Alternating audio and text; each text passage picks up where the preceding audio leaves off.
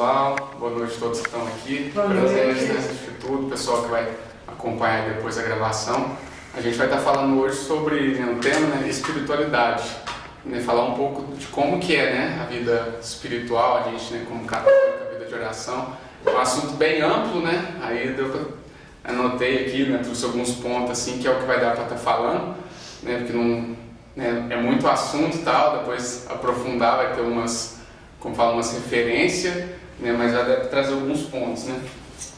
E para começar, né, antes da palavra em si, né, que até a gente colocou como tema, pode continuar? Pode. Que a gente colocou como tema, né, ela escolheu a melhor parte.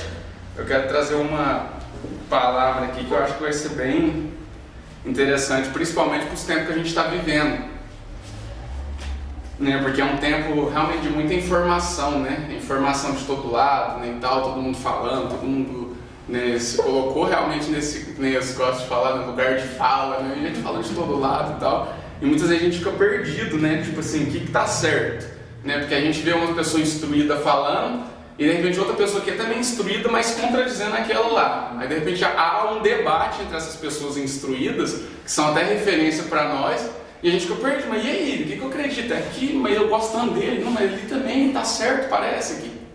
Sabe, eu encontrei ele e falei, o que eu faço? E aí a gente, né, já nessa direção desse tema, né, nós como cristão, católico, o que a gente faz no meio de tudo isso, né?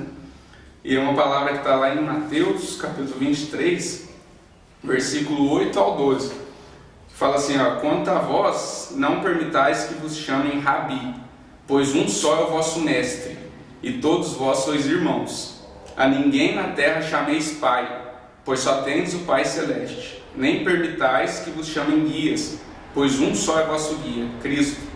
Antes, o maior dentre vós será aquele que vos serve. Aquele que se exaltar será humilhado, e aquele que se humilhar será exaltado. Olha só, essa palavra é bem complexa, né? Muitas vezes eu ouvi essa palavra, mas como assim, senhor? Não posso chamar meu pai de pai? Imagina eu falar, meu pai é pai. Não, só um pai, só o Pai Celeste. Eu não chamei de pai. Tipo assim, fico meio, como assim? O que Jesus... Porque Jesus quer dizer além da palavra, né? Além daquilo que está escrito, né? O que ele quer dizer com isso? Né? O que ele quer dizer? Não chamar alguém de mestre, né? Não chamar alguém de, né, professor, alguma coisa nesse sentido. E aí, nossa, foi muito legal que eu estava nessa também, nesse dia, ainda mais tanta informação, eu estava, nossa, o que é isso, o que eu falo, o que eu acredito, o que eu penso, sabe, porque a gente fica meio assim, e foi muito interessante que na Eucaristia, sabe, me veio essa palavra, em comunhão, nessa nação de graça, me veio essa palavra, e Jesus me deu um entendimento, assim, que eu acho que eu nunca, tipo assim, igual falando, não é nada que doutrina, teológica, espero que não é nenhuma heresia, mas, tipo assim, é um entendimento, assim, pessoal mesmo, que me esclareceu muito a respeito dessa palavra, que veio muito nesse sentido. Existem muitos mestres, né? Existem muitos pais, né? Pais espirituais até, inclusive, mas só um pai, entendeu? O Pai Celeste, o Pai Eterno, só um mestre, o Mestre Supremo. E o que eu quero falar um pouquinho hoje é dessa busca por esse Mestre Supremo, esse que é integral, a totalidade de mestre, porque os outros mestres pode seguir, pode aprender com eles, mas são mestres parciais, entendeu? São mestres limitados até certo ponto. São mestres talvez em só uma área específica, que eles são mestres. Mas o mestre é Cristo, ele é o mestre, o guia, aquele lá, o mestre supremo, o mestre na totalidade. Né? Até, vamos por citar uns nomes assim, para até esclarecer mais o entendimento. Tipo assim, não se incomodem porque eu sigo esses caras, tudo que eu vou falar também. Mas vamos supor um assim que tem muitos filhos, né? A gente até vê que, graças a Deus, tem se levantado muitos através de quem? Do Olavo de Carvalho. Não é? Ele é um pai, assim, muitos consideram ele como um pai, como um mestre, mas ele é limitado, entendeu? Ele é um mestre parcial. Por exemplo, é mestre, vamos supor, na área de filosofia, entendeu? Mestre de filosofia. Professor Edmilson Cruz, né, que sigo, historiador, mestre em história. né? Ítalo Marcílio, mestre em questão de psiquiatria, psicologia, entendeu? Tipo assim, existem as áreas, entendeu? Bernardo, política, entendeu? Bernardo Kiss, tipo assim, são vários mestres, mas são mestres parciais, são ótimos naquilo que fazem. E a gente deve mesmo aprender com eles, seguir, igual eu falei, eu sigo também, mas são mestres limitados, entendeu? E aí o mestre é Jesus. Ou seja, se eu começar a seguir esses caras e deixar de seguir Jesus, deixar de falar o que Jesus faria, o que Jesus me fala, né? Eu vou buscar a Eucaristia, né? Buscar a comunhão, Jesus no sacrário. Se eu deixar de buscar ele nisso, só buscar os mestres aqui da terra, eu vou me perder, cada vez eu vou ficando mais distante do mestre. Aí eu vou ficar perdido mesmo, porque um vai falar outro, outro vai, eu falei, vai discutir entre eles, e aí eu vou ficar fazer o quê? Eu vou ter que escolher um partido, e eu vou neste cara, porque esse que tá, entendeu? Né? A gente tem que também, claro, tomar partido, tomar opinião, mas você tá entendendo o que quer dizer? Que é essa busca com ele, o pai, buscar o pai. Eu posso fazer pais aqui também, nossa, meu pai espiritual, Padre Paulo Ricardo, até o Padre Paulo Ricardo, é limitado, né? Mestre em filosofia, teologia, tipo, mas se eu buscar só ele, sem fazer aquilo que ele está pedindo para eu fazer, tipo, vai rezar, vai na missa, entendeu? Não adianta, entendeu? Porque é ele que vai me preencher e me ensinar plenamente, ele que vai me dar a direção daquilo que eu preciso fazer em determinada situação específica, porque esses caras talvez nem me conhecem. Talvez não, eu pelo menos não conheço, mas você é uma coisa mais famosa aí. Mas tipo, agora ele me conhece, o Pai me conhece, Jesus me conhece, entendeu? Ele que vai me guiar, ele é o meu diretor, aquele que é o supremo. Vou procurar outros que vai me ajudar, para quê? Para levar ele. Então é isso. Eu quis começar com essa palavra. Eu trouxe uma colinha aqui, que eu não consegui fazer slide, onde eu vou conseguir fazer bonitinho slide? Mas assim, eu já vou trazer já a outra, que já fecha essa parte da palavra. Que é a questão do... Marquei aqui também, que é a outra, né, que eu falei do tema, né? Ela escolheu a melhor parte. E a gente vê a situação de Marta e Maria, né? Que realmente Maria escolheu a melhor parte. Ela foi até o mestre, né? Deixa eu ler aqui antes. Que está em Lucas 10. Estando em viagem, entrou num povoado e certa mulher chamada Marta recebeu em sua casa. Sua irmã, chamada Maria, ficou sentada aos pés do Senhor, escutando-lhe a palavra. Marta estava ocupada pelo muito serviço. Parando por fim, disse: Senhor, a ti não importa que minha irmã me deixe assim sozinha a fazer o serviço? Diz-lhe, pois, que me ajude. O Senhor, porém, respondeu: Marta, Marta, tu te inquietas e te agita por muitas coisas. No entanto, pouca coisa é necessária, até mesmo uma só. Maria, com efeito, escolheu a melhor parte, que não lhe será tirada. Essa palavra, já tem muita gente defendendo Marta, então não é o assunto daqui. Eu não quero falar que Marta, nossa, não, ela estava fazendo serviço, algo que ela devia fazer. E tem pregações de pessoas para defender realmente, e não é à toa que ela é Santa Marta também, né? Não é... Mas o foco aqui não é esse. Inclusive o foco de Jesus também não é esse, entendeu? É legal tirar esse discernimento de Marta, mas Jesus aqui não é para discutir só Marta e Maria aqui, entendeu? Ele quis, nessa oportunidade, nos dar um ensinamento muito profundo aqui, né? Que é tipo isso, tipo, de inquietar por muitas coisas, agitar, nem pouca coisa necessária, nem tipo, isso aqui é muito, é até confortante isso, porque realmente a gente inquieta com muita coisa, né? A gente se agita e tal, quer fazer por quê? Porque a gente nos coloca no lugar do Salvador, né? Tipo assim, Marta, nossa, se eu não arrumar essa casa aqui, meu Deus, tá tudo perdido. Aí Maria só confiou, falou, não, eu quero aqui estar aos pés dele, o mestre que está aqui na minha casa, é o Senhor, então eu tenho que aproveitar esse tempo. Arrumar a casa, eu arrumo amanhã. Não é que Jesus vai ficar só hoje aqui, eu vou ficar com Jesus, entendeu? É no sentido de prioridade. Não é acomodar, né? Tipo assim, porque a gente não é monge, entendeu? Nem ficar o dia inteiro. Não tem jeito, a gente tem as obrigações. Mas o que eu estou querendo dizer é que muitas vezes a gente inverte. A gente usa as obrigações para descartar a oração. Aí usa como desculpa, entendeu? Uma vez acho que você até falou, né? Que a gente vai, fez outras coisas e depois não reza nada, não reza as coisas que tem que fazer. Não, chegou em casa de noite, vai rezar, que você não rezou. Tipo, porque a gente não pode colocar essas coisas como prioridade. A gente tem que colocar primazia da oração, prioridade, em primeiro lugar. Né? Buscar a Deus em primeiro lugar, o resto será dado por acréscimo. Jesus mesmo fala, ele deixa muito claro, né? É os pagãos que preocupam, né? O que vai comer, o que vai vestir, né? Os pagãos que preocupam. Agora, se eu me colocar aos pés de Jesus, eu confio, tudo mais parece que vai render, parece que rende mais nas outras coisas, quando eu vou fazer, aí rende. Porque a gente tem a mania de fazer assim, ó. A gente vai, faz tudo que tem que fazer, aí depois na entrega ao Senhor, te entrega tudo isso que eu já fiz, abençoe. É, tipo assim, a gente não reza antes, né? A gente reza depois, né? Tipo, é que nem a da comida, né? Senhor, abençoe esse alimento que eu já comi, tá? Mas não é tipo assim, que a gente tipo assim, escreve, faz tudo que tem que fazer, para depois entregar, entendeu? E muitas vezes a gente inverte, entendeu? Se acaso nós colocar ele em primeiro, provavelmente as coisas vão ser diferentes, entendeu? Vai render mais, vai ser de um jeito certeiro, não vai ser do jeito que eu acho que deve ser feito. Beleza.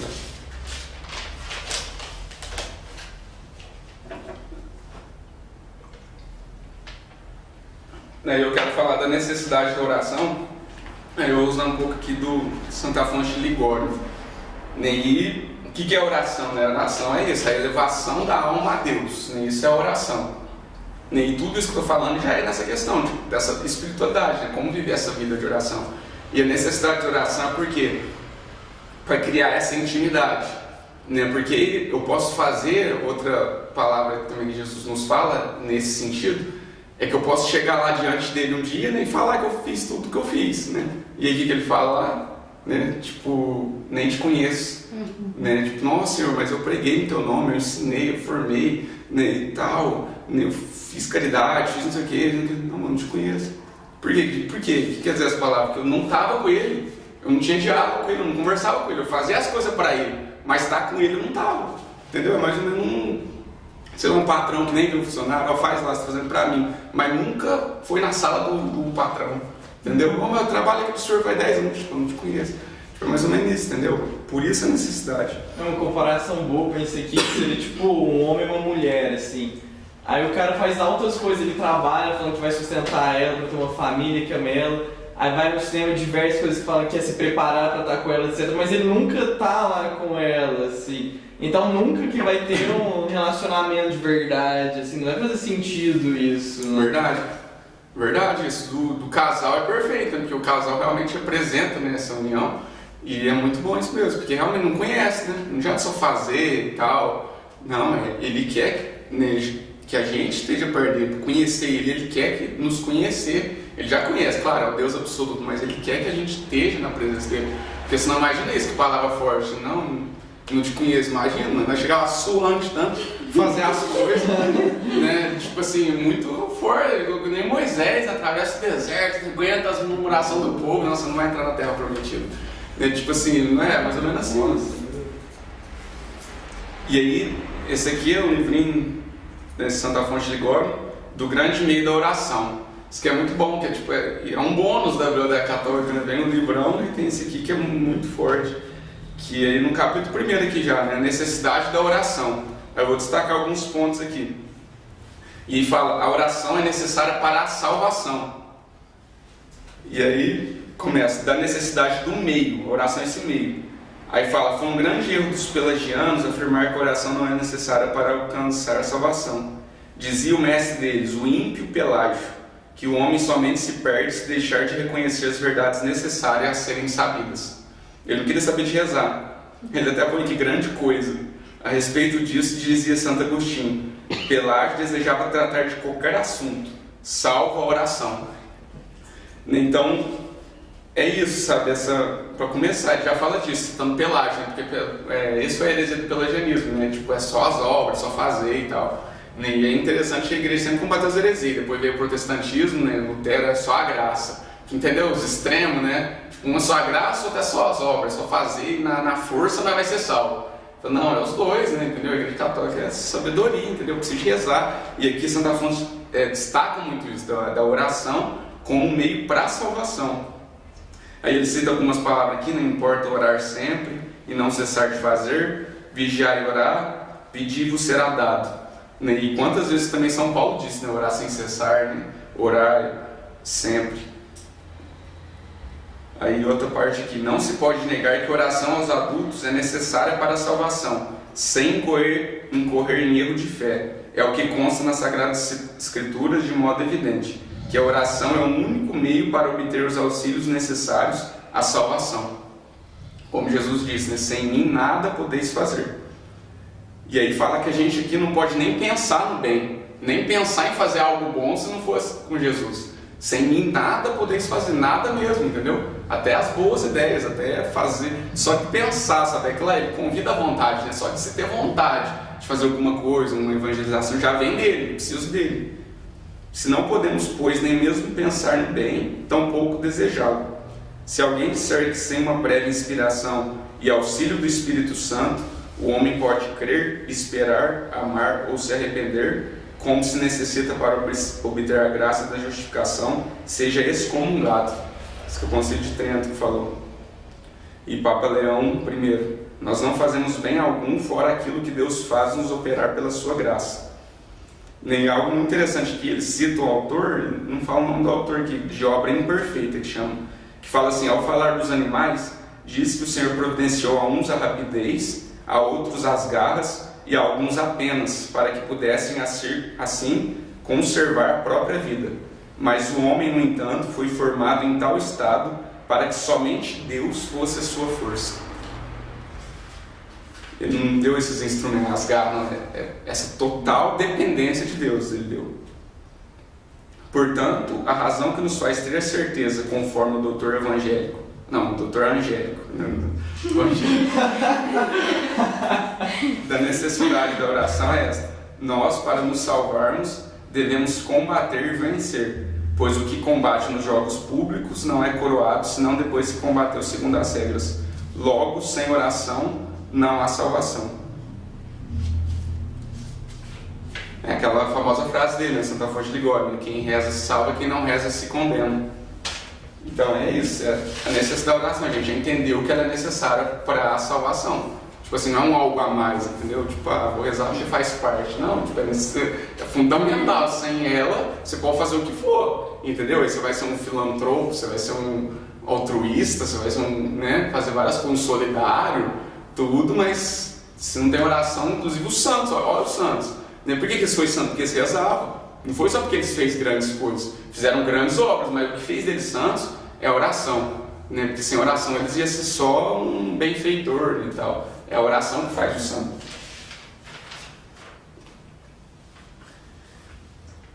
E para isso, antes de entrar aqui um pouco do São Francisco de Sales, maravilhoso também, Filoteia.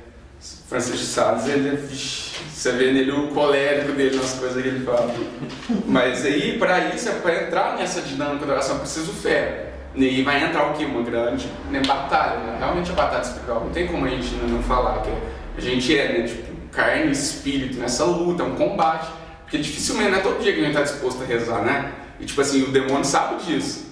Né? Tipo, a gente não é ser espiritual para toda hora, a gente não tem, como fala, igual os anjos, né, que vê realmente Deus. A gente tem essa luta.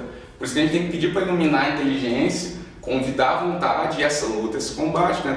Tem dia que talvez a gente até consegue, nossa, no sacrário, aquele dia inspirado, mas não é todo dia, tem gente que vai bater o cansaço, né? E é dia corrido, essa preocupação, né? Problema, né? Ele está com raiva, não quer saber de nada, entendeu? Ou seja, é uma luta. Então a gente tem que estar atento, tem que ter visão espiritual. Para isso, para que o demônio não pise na nossa fraqueza e deixe. A primeira coisa que ele vai querer roubar, né, é a oração, entendeu? Porque ele sabe que se ele me roubar a oração, deixar de rezar, e ele vai fazendo isso aos poucos, né? Aos pouquinhos vai desanimando, corta uma coisa ali, não vou fazer isso não vou rezar isso, não dá nada não, né? Aos pouquinhos, porque se de uma hora para a outra a gente percebe, ele é esperto, e aos pouquinhos vai perdendo. E aí nessa questão também da visão espiritual, é isso, se uma coisa que eu queria falar é isso, de não perder essa oportunidade de rezar, né? Tipo, Deus dá muitas oportunidades de rezar, até quando a gente está esperando, né? Tipo, a gente está na fila, por exemplo, está na fila de um banco lá, está sentado lá no negócio do hospital. Ali é uma oportunidade para você interceder para aquele povo ali, entendeu? Isso é rezar. Claro, orar sem cessar, não é que a gente fica rezando o tempo todo, mas é que a gente está sempre na presença, não é? E quando eu estou ali, eu estou aqui. Aí, sei lá, no trânsito, uma pessoa entrou na minha frente, sei lá, uma oportunidade intercede com aquela pessoa, Senhor. Em vez de eu reclamar, né, que a murmuração é o louvor do demônio. Em vez de reclamar, nossa, Senhor, abençoa essa pessoa que está frustrada hoje e tal. Aquilo não pode me afetar, é um combate da hora. Estou ali na fila, nossa, Senhor, abençoa essa pessoa que está aqui, os trabalhadores aqui, talvez está bravo, tem alguém reclamando. Entendeu a dinâmica? Tipo assim, é interceder, tipo, é todo o tempo, né, interceder. E para isso é preciso ter fé. Tipo, nossa, eu estou aqui, essa oração não é tão bonita, eu estava vendo um vídeo, acho que do Padre Paulo falava dessa oração, né? Não sei se é São José Maria Escrivá que ensinava alguma coisa nesse sentido, não é? A gente faz isso? É ele, tipo assim, creio firmemente que estás aqui. Isso é um ato de fé, nossa, eu creio que está aqui, né? O Padre Paulo até fala, tipo assim, não é rezar em terceira pessoa, né? Ele fala, ele até citou alguém que vai conduzir oração, né? Então vamos para esse nosso Deus. Tipo assim, não, Deus, eu creio que está aqui, tipo, você está falando para Ele, entendeu? Isso é intimidade. Depois eu vou falar um pouco dessa questão da reverência e intimidade. Mas já entrando nessa questão São Francisco de Sales, ele vai falar da verdadeira devoção. Robson está sendo patrocinado pela minha biblioteca toda. Então, marca-teus da Bíblia. Hã? Marca-teus da Bíblia. É tudo, ó, gente, ó, que é uma São José que chegou isso. Ele fala que é a descrição da verdadeira devoção. E para isso ele começa falando das falsas devoções. Aí ele fala assim, né, que convém que antes tudo saibas que é a virtude da devoção, porque como não há senão uma verdadeira, há uma infinidade de outras falsas e vãs. Se não conheceres qual é a verdadeira, podes enganar-te, desperdiçar o tempo e seguir alguma devoção fora de propósito supersticiosa. E aí ele cita aqui uma comparação. Aurélio pintava os rostos de todas as imagens que fazia com o ar e a semelhança das mulheres que amava. E cada um pinta a devoção consoante a sua paixão e fantasia. Olha que interessante isso aqui. Aquele que é inclinado ao jejum, ter-se-á na conta de muito devoto, se jejua, embora o seu coração esteja cheio de rancor. E se não se atrevendo por sobriedade a molhar a língua no vinho, nem sequer na água, não terá escrúpulo de mergulhá-la no sangue do próximo, com murmurações e calúnias. Outro julga-se devoto, porque todos os dias reza uma infinidade de orações, embora depois disso a sua língua se desate e espraie em palavras duras, arrogantes e afrontosas contra os seus familiares e vizinhos. Outro de bom grado tira a esmola do seu bolso para dar aos pobres, mas não pode tirar do coração doçura para perdoar seus inimigos. Ainda outro perdoará os inimigos, mas nunca pagará os credores, a não ser que seja obrigado pela justiça. Todas as pessoas são em geral tidas na conta de devotas, e contudo de modo algum o são. Os soldados de Saul buscavam Davi em sua casa. Tendo Micol colocado numa cama uma estátua coberta com os vestidos de Davi, ficaram aquelas na convicção de que era Davi que estava doente e dormia. É assim que muitas pessoas se cobrem e disfarçam com certas ações exteriores próprias da santa devoção, e o mundo julga que elas realmente são devotas e espirituais, mas na realidade não passam de estátuas e fantasmas de devoção. Tipo essa... Deve tomar uma água. Mas tipo assim, bem claro, né? Tipo assim, não é isso, ele quer, nesse capítulo aqui, ele quer concluir isso. O que é a devoção? Pode ter as devoções, mas ele quer chegar nisso, na devoção, que é com frequência e prontidão. Ele fala que não é só praticar o bem, fazer alguma coisa quando eu estou motivado de vez em quando, não. Eu tenho que buscar com desvelo, praticar com frequência e prontidão. Isso sim chama devoção. E aí ele fala das propriedades e excelências da devoção. E aqui entra um pouco naquilo que está falando do combate, que não é só contra o demônio, mas também com o mundo, porque o mundo vai olhar essas pessoas de uma maneira meio torta, né? Vai achar que nós é muito infeliz, né?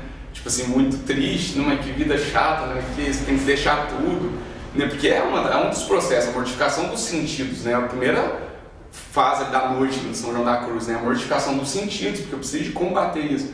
E o mundo vai olhar e falar, para, eu quero, né, o prazer, quero esse povo doido.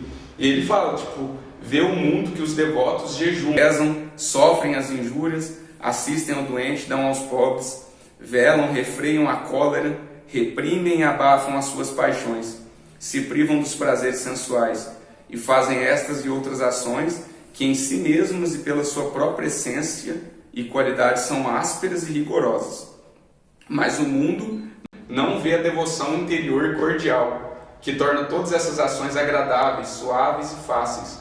Observa as abelhas em cima do tomilho, elas concentram ali um som muito amargo, mas chupando vão convertendo em mel, porque é essa a propriedade que elas têm. Ó mundano, as almas devotas acham muito amargor e asperezas no seu exercício e mortificação, é certo, mas fazendo-os convertem-nos em doçura e suavidade. Os mártires olhavam as fogueiras, os ferros em brasa, as rodas e as espadas como flores e perfumes, porque eram devotos, pois se a devoção é capaz de comunicar doçura aos mais cruéis tormentos e à própria morte, que não fará ela pelas ações virtuosas? Então é isso, ele nos motiva a viver isso, né? Viver essa devoção, viver essa luta, porque realmente, igual ele falou, é áspero, mas não é gostoso, né? Mas é gostoso é ir lá e comer algo que eu quiser. Ah não, vou jejuar, Torta não. de limão. Torta de limão, verdade. Aí eu tive isso, comer as coisas, não é naquele que é gostoso, né? Gostoso vai pra praia, vai com um rancho, mas não, a gente tem que viver esse combate porque a gente está buscando, aí volta lá naquela de Maria, nós estamos buscando a melhor parte. Entendeu? Por que é a melhor parte? Essa não lhe será tirada. Porque todas as coisas vai ser tirada, né? Até aquilo que a gente faz, né? Tipo, as obras no dia vai acabar, não vai precisar mais delas, né? A nossa caridade é imperfeita, a profecia é imperfeita, a ciência é imperfeita.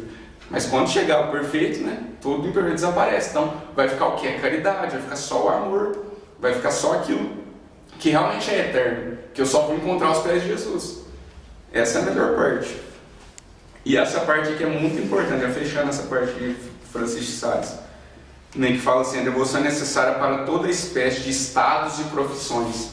Eles falam muito do dever de estado, né, de São José Maria Escrivá e tal. É muito interessante isso aqui, que ele meio que coloca assim, que não tem desculpa, entendeu? Para não se ter devoção, né, por aquilo que eu faço. Fala assim, ó, Deus na criação do mundo mandou as plantas que produzem frutos, cada um segundo a sua espécie.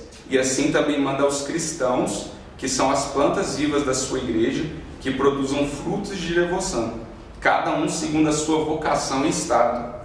De diferentes maneiras hão de praticar devoção o fidalgo e o artista, o lacaio e o príncipe, a viúva, a solteira e a casada. E não só isso, mas é preciso acomodar a prática da devoção às forças, às ocupações e obrigações de cada um. Ora, diz-me, Filoteia, seria coisa mais louvável e conveniente que o bispo quisesse viver solitário como os cartuchos? E se os casados nada quisessem adquirir e amontoar como os capuchinhos? E se o operário estivesse todo dia na igreja como o religioso? E o religioso estivesse sempre exposto a toda espécie de encontros e visitas por amor do próximo? Como o bispo não seria ridícula, desregrada e intolerável na devoção assim? Contudo, a cada passo se cai nesta falta, e o mundo que não estabelece ou não quer estabelecer diferença entre a devoção e a indiscrição dos que julgam ser devotos, murmura e coloca as culpas na devoção, que nada tem com tais desordens. E aí ele fala, né, que a verdadeira devoção faz mais e melhor, né, porque ele vai citar que talvez a devoção vai atrapalhar a cumprir o estado. Ele fala, não, a verdadeira devoção faz mais e melhor, porque não só vicia nem prejudica nenhuma vocação ou ocupação, mas pelo contrário, até as aperfeiçoa e as embeleza. É um erro, ou por melhor dizer, heresia, querer banir a vida devota dos quartéis dos soldados, das oficinas dos artistas, da corte dos príncipes, do lar dos casados. É certo, Filoteia, que a devoção meramente contemplativa, monástica e religiosa não pode ser cumprida à risca nesses estados, mas também é sabido que, além dessas três espécies de devoção, há muitas outras próprias para aperfeiçoar os que vivem nos estados e profissões seculares. Onde quer que estejamos, podemos e devemos aspirar à vida devota. Isso é muito interessante, né? Porque realmente, igual a gente como leigo, né? Tipo, tem a nossa vida, tem a obrigação, mas isso, eu tenho um chamado para ver essa vida devota onde eu estiver. Isso é muito interessante, eu falava, por exemplo, eu estou lá no serviço lá, é um lugar ali que tem pessoas ali, eu posso exercer um apostolado lá. Quantos testemunhos você dá, né, de alunos ali que vai lá e vê em você algo diferente, você consegue ter a oportunidade de falar alguma coisa ali. E é isso, nosso dia a dia, isso é estar em comunhão, em oração, isso é espiritualidade. E que nem eu falei, é muito amplo o assunto, não tem como aprofundar em oração de Santa Teresa d'Ávila, né, que fala que a porta para entrar no castelo, para entrar nas moradas, a porta é a oração. E aqui eu quero falar um pouco dessa questão da reverência e intimidade. Isso é muito interessante, uma vez conversando com a Camila, mas ela que trouxe essas palavras, assim, sabe, do equilíbrio que tem que ter, porque a gente tem mania de desequilibrar as coisas. E é de novo aquela questão, né, porque a gente vai ouvir muita coisa de todo lado. E eu sempre tive dificuldade com isso, né, acho que toda essa minha vivência na igreja, eu sempre tive dificuldade com essas questões, assim, tipo, sabe quando você ouve uma coisa ali que faz sentido e você ouve outra que faz sentido também? E eu falo, mas quero achar um meio de equilibrar isso, entendeu? Mas, claro, sem ser herege, sem ser, tipo assim, nem morno também, nem ficar em cima do muro. Eu falo assim, tem coisa que dá pra conciliar. E eu vejo essa questão da reverência e intimidade, que é mais ou menos assim, a questão da reverência é que, tipo assim, não é toda hora que a gente vai conseguir rezar bonito, entendeu? Rezar, tipo assim, rezar, sei lá, igual estilo Santo Agostinho, São João da Cruz, né? Tipo assim, ó, Paráclito, meu coração arde, me abraça, chamas de amor e devoção. Tipo assim, não dá pra ficar rezando assim, essa reverência toda, igual eu falei, no dia a dia. Aí o que eu vou falar? Aí vai entrar a intimidade.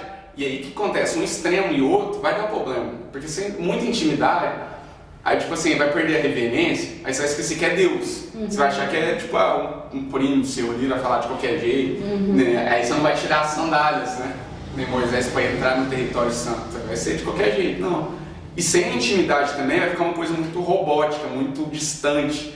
Entendeu? Tipo assim, igual eu falei, ficar imitando São João da Cruz, naqueles poemas, ele que chegou naqueles graus lá, mas vou ter dificuldade com isso, principalmente no dia a dia. Aí no dia a dia eu vou lá, nossa Senhor, que raiva, nossa, te entrega essa raiva aqui. Entendeu? É uma coisa mais íntima, tipo assim, eu tô falando uma coisa bem prática, entendeu? Eu creio que você já deve fazer, quem estiver ouvindo aí também. Se não faz, comece a fazer isso, tipo assim, entregar o jeito que você tá. Até o Padre Paulo fala muito disso, para entrar em oração, nossa, eu tô cansado. Não adianta eu tô cansado, acabei de tô preocupado, acabei de brigar no serviço, chegar e querer já rezar bonito. Não, Senhor, eu tô bravo, na verdade não queria nem rezar, mas estou aqui, Senhor.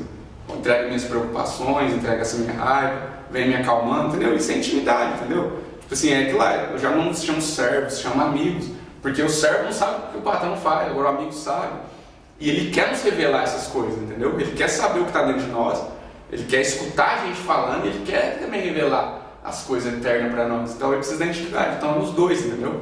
Aí é isso que eu queria trazer um pouco, a reverência e a intimidade, para não entrar nos extremos, entendeu? Porque senão a gente aí entra no extremo e reclama do outro extremo, e, esse povo aí fanático, e aí o outro, esse povo aí também fica muito com burocracia com Deus, vamos ficar acusando o outro, entendeu?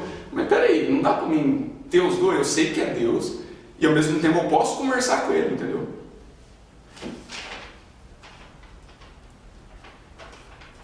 Acho que no mais é isso. Eu quero falar só um pouco da questão do sentido da escritura. Como está o tempo aí? Tranquilo, velho. Tranquilo. O Lucas sempre vai dar muito.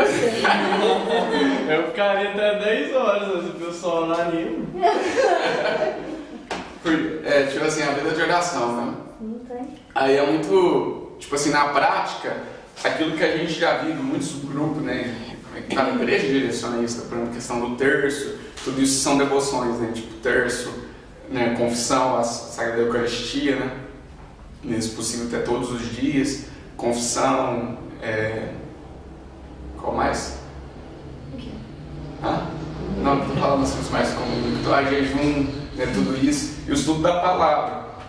Aí outra coisa também, que aí é claro que eu falo, que é a questão do, de novo, extremo, e talvez a gente fica meio assim, porque o que acontece? Veio realmente de um tempo para cá a questão protestante, né? Infelizmente entrou muita influência protestante na Igreja Católica, mas aí não é por isso que eu vou, tipo assim, a gente não pode desprezar a Sagrada Escritura, entendeu?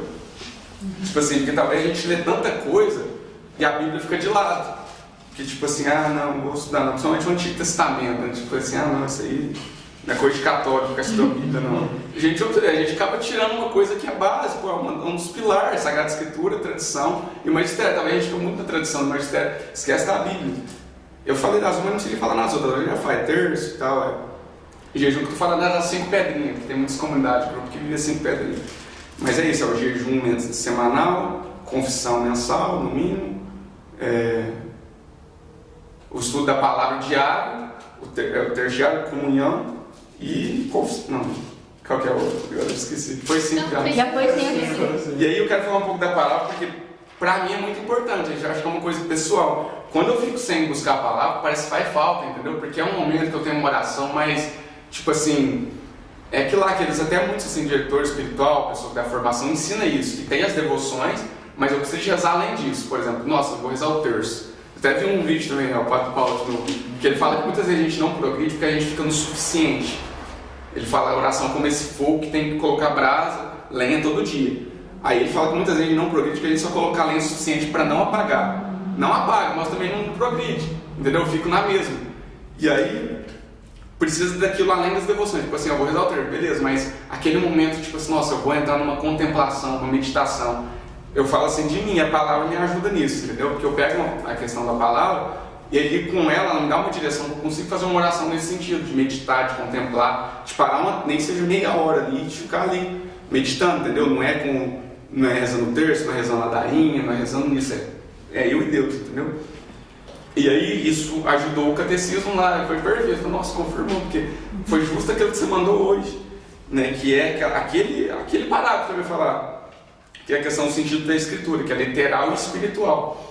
E aí o literal é literal, é o que está escrito mesmo, entendeu? Sem essas invenções. Está lá, Jesus fez milagre, expulsou o demônio. Abriu o mar vermelho, entendeu? Literal. E o sentido espiritual que é dividido em 3 partes, que é alegórico, moral e anagógico.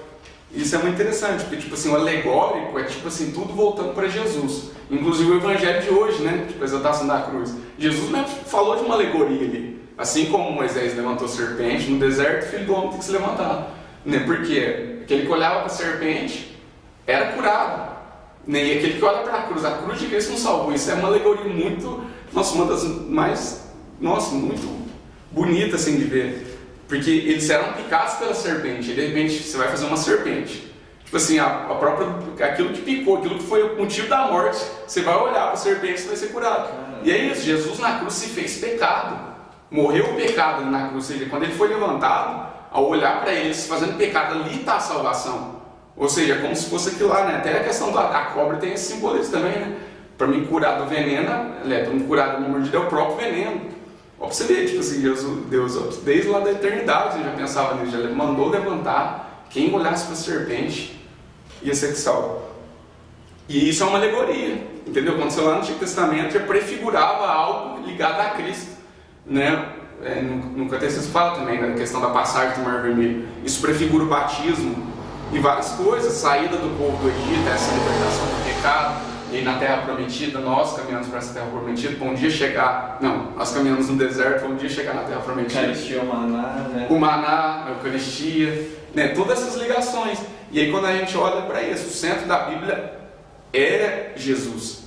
Entendeu? Tipo assim, não pode cair nas interpretações erradas. Uma vez até conversando, eu não sei se isso é doutrina deles, não é, porque não tem uma doutrina específica, mas conversando com um protestante uma vez, eu perguntei, mas qual que é a parte mais importante da Bíblia? Não, tudo. Tudo importante. Não, mãe, qual que é a mais importante? Não, tudo. Tipo assim, como se a Bíblia fosse, ó Deus. Né? Tipo assim, eu até chamo até uma idolatria a Bíblia. Tipo assim, Jesus ele vai muito além do que está escrito. E aí eu falei, não, o Evangelho é o centro. Jesus é o centro da palavra. Quando eu olho o Antigo Testamento com essa ótica de Cristo, aumenta todo o entendimento. E o outro, né, o sentido espiritual é o moral. Né? Quando eu leio, o que eu faço com isso? O que eu trago para a minha vida hoje? Né? A palavra que é eterna, né? Viva e eficaz, ela penetra realmente a nossa alma. Né? E ela não volta para o céu, né? Como a chuva não volta para o céu sem deixar os frutos. Ou seja, ela quer realizar em mim hoje. E aí, o que eu faço com isso? Por isso que eu falo que é importante para a minha palavra. Quando eu leio, é maravilhoso, sabe? Eu consigo tirar coisa, tipo, até aquelas palavras difíceis, sabe? Nossa, Deus já inspirou muitas coisas. Aquela palavra lá, quando a lê Crônicas, lê lá, primeira Crônica, segunda Crônica, é aquele monte de nome, aqueles capítulos da genealogia, parece que os capítulos tudo a mesma coisa. Ah, filho de não sei o que, filho de Elisabade, filho de não sei o que, Amadab, aquele monte de nome, um capítulo inteiro assim, e fala, vixe, e aí? E isso até é a questão da Lectio Divina. A Lectio Divina é esses os passos, né? A leitura, a meditação, aí eu medito aquilo, a oração, eu falo para Deus, né, aquilo através que foi me direcionado, eu respondo para Deus, e por fim a contemplação. Dependendo de uma palavra dessa, e aí, o que eu vou tirar disso? E várias vezes, assim, Jesus, umas palavras difíceis, assim, vinham umas inspiradas. Eu escrevo, tem outro passo importante também, escrever. Eu gosto muito de escrever. É bom até ter um caderninho mesmo, assim, de estudo bíblico, assim, para depois de passar pela contemplação, anotar ali, e depois a ação, é claro, agir. E aí nessas palavras, por exemplo, me vem assim, sempre tem uma genealogia, até no Mateus, né, no Evangelho de São Mateus, começa com a genealogia de Jesus. Tipo assim, aí eu vou falar, nossa, Deus sabe o nome de cada um. Ele me conhece, eu não sou só mais um. Ele conhece a minha genealogia. Ele conhece meu pai, meu avô, meu bisavô. Tipo assim, eu já sou sonhado, eu já fui preparado. Aí essa genealogia vai indo, Davi. Davi era José. Entende que tem ali um princípio eterno, entendeu? Tem algo ali que é eterno ali. E aí eu olho e falo, nossa, Deus me conhece. Ele conhece meus antepassados, nossa, Ele conhece tudo da minha história, eu não sou por acaso. E aí eu já rezo nesse sentido, entendeu? Uma palavra mó aleatória assim, mas pra você ver, entendeu? Eu posso tocar em coisas profundas. Esses dias mesmo eu tô lendo Esdras, e aí me veio a direção, nossa, foi sensacional, que fala lá que, e foi muito interessante, que foi no sentido das coisas que eu já estava estudando, que fala assim, o povo se corrompeu, se juntou demais com os habitantes da terra, se entregaram às mulheres do outro povo e não sei o que lá. Sabe, nisso eu já risquei, depois eu só fiquei mais nisso, entendeu? O resto tudo foi história que eu li, beleza, entendi o contexto, mas eu fiquei mais nisso. Nossa, quando eu misturo demais com as coisas dessa terra, entendeu? Eu posso me corromper. Eu sou desse mundo, mas não posso ser do mundo, né, nesse sentido. E pronto, a oração foi nesse sentido, eu escrevi nesse sentido, lá no livro de Esdras, entendeu? A reconstrução do templo, uma direção para mim hoje. Nossa, eu não posso me corromper, eu sou desse mundo, não posso me misturar, eu tenho que ser como Esdras. Esdras se levantou e chorou pelos pecados daquele povo. Ele chorou, falou, nossa, ele se humilhou diante de Deus e realmente não foi indiferente. Ele já pediu misericórdia, ele já se colocou, já rezou e Deus já escutou. Olha pra você ver isso, fala comigo agora. Nossa, eu quero ser assim, chorar pelo pecado. O Brasil, né, a nossa nação que está passando esse momento, nossa, chorar, me humilhar na presença de Deus, pedindo, intercedendo. Quantas pessoas, estou falando do Antigo Testamento porque talvez para muita gente o Antigo Testamento é mais difícil de entender. Quantos foi papel de intercessor, chorava como o próprio Moisés, entendeu? É mais ou menos isso, olha para você ver como que é atual isso. Chorar pela Padre Paulo deu uma aula sensacional ontem também, falando que o Brasil tem salvação, não sei se vocês viram. E aí fala que a solução, depois vocês verem, não é um spoiler, mas ele meio que chega e lançou, o que é a salvação? É ensinar, entendeu? Mais do que tudo é ensinar. Sabe, é isso que a gente está propondo a fazer aqui, a catequese com os meninos. Ele falou, a solução é essa, porque tipo assim, ele fala que até mesmo fazer milagres não é tanta solução. Ele cita São João Crisóstomo, que foi o dia de ontem, né? Tipo assim, fazer milagre, a pessoa vai ver ali e tal. Dar exemplo, até dar exemplo, ele fala que talvez não é muito assim, o negócio é ensinar. Porque quantos pais que falam, nossa, onde foi que eu errei? Aí ele fala assim, errou mesmo. Tá achando que tá falando essa frase meio jogada, né? Não, você errou mesmo. Mas eu dei exemplo, trabalhei, dei tudo meu filho. Justamente, mas enquanto você estava dando exemplo, a escola estava ensinando ele, né, os amiguinhos estavam ensinando, ou seja, a solução é ensinar, pegar na mão e falar, ó, é assim. Enfim, né, acho que eu mudei um pouco o assunto, mas é para isso, rezar pelo Brasil, entendeu? Aí você lendo a palavra, traz essa direção. Mas enfim, eu queria trazer disso um pouco da palavra, que pelo menos para mim ela ajuda muito a rezar. Eu busco isso todo dia, e no dia que eu não consigo fazer um estudo, meditar a palavra, parece que faltou alguma coisa, entendeu? E aí é muito importante isso. Até para convencer essa outra denominação, entendeu? Várias vezes, trazendo a palavra, eu consegui fazer uma proteção. Falando, não, verdade, tem sentido. Uma vez sobre o purgatório, eu consegui trazer na palavra, uma palavra que ele ficou sem resposta. Sempre, tudo ele tinha resposta. Uma vez, aí depois de muita conversa, nossa, verdade, tem essa passagem aí. Ele ficou meio assim, entendeu? Por causa que, tipo assim, a gente não tem a obrigação, né? Graças a Deus, não tem essa obrigação de tudo, tem que provar na palavra, né? Porque eles só perguntam isso, mas enfim, é bom a gente ter essa intimidade também. E para fechar, falar que o louvor é muito importante, né? Que esse horário sem cessar está na presença de Deus, que a gente também não pode perder as oportunidades de louvar, né? Mesmo uma situação mais difícil, nossa, Senhor, obrigado. Você já deve ter tido a experiência de uma coisa que foi muito ruim, mas depois parece que foi bom. Nossa, que bom aconteceu aquilo. Parece que aquela questão do livramento, sabe? Nossa, aconteceu de eu atrasar aqui, mas se eu não atraso, podia acontecer alguma coisa, entendeu? Tipo, tudo é louvado, tudo tem essa percepção. Fala, nossa, Deus está comigo. Tem essa visão espiritual a todo momento. Tipo assim, nossa, Deus está comigo, Deus está querendo me falar alguma coisa. E ele fala talvez de coisa tão simples, talvez uma senhorinha na igreja, um morador de rua. Está atento, uma criança, está atento que Deus está o tempo todo querendo falar com a gente. E já fechando uma frase Santa Teresa d'Ávila, que é aquela, né, que quando ela está nas quartas moradas, explicar como crescer, ela fala que não é questão de pensar muito, mas é amar muito. E a gente vai entender que a gente está progredindo na fé, na santidade, na espiritualidade, na vida de oração, quando isso remete em atos. Aí entra as obras, né, tipo assim, mas no sentido de amar. Né? Quando eu tô amando mais, nossa, eu tô amando mais Jesus, eu tô desejando mais estar na presença dele, eu tô amando mais o próximo, aí eu vou ver que eu tô progredindo. Né? Senão vai ser só, claro, né? Vai só parecer devoto, né? Que São Francisco de Sales fala. Então a gente vai perceber isso quando a gente realmente começar a concretizar isso no amor. Né? Amar Deus sobre todas as coisas e amar o próximo, né? Como a nós mesmos.